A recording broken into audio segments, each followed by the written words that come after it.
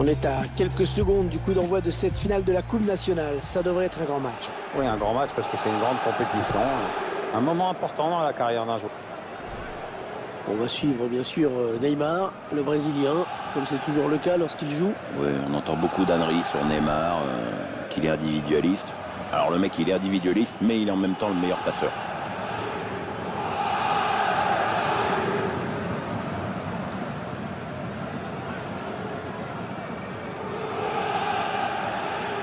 Allez, le 11 de départ du Paris Saint-Germain.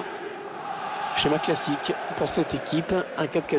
C'est de plus en plus rare que les équipes débutent en 4-4-2, mais au fil du match, on revient souvent à ce système.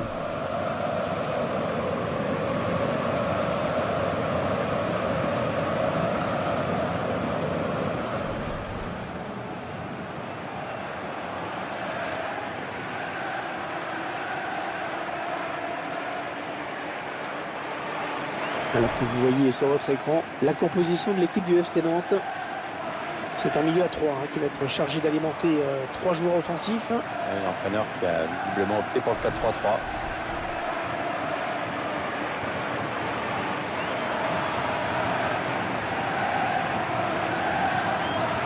Bon, à la finale, c'est toujours un match particulier. Ça se joue différemment d'un autre match. Oui, les équipes sont beaucoup plus attentives sur le plan défensif que dans les tours précédents, c'est évident. Voilà le verdict donc dans 90 minutes, peut-être 120 en cas de prolongation.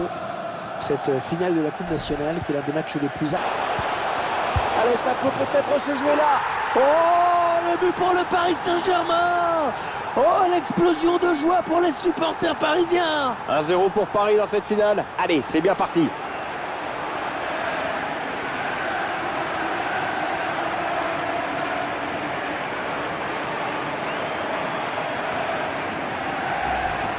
C'est vrai qu'à cette distance, c'est quand même plus facile. Même toi, tu dois... Moi, peut-être pas, mais toi, oui.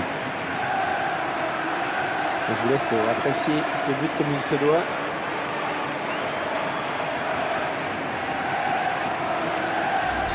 Le PSG est bien placé pour l'emporter, qui met le score.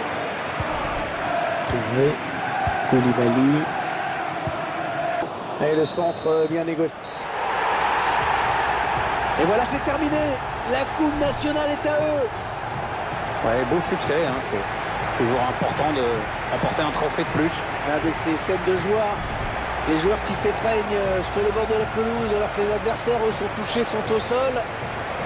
Et dans quelques minutes, ils vont pouvoir brandir la coupe, la brandir.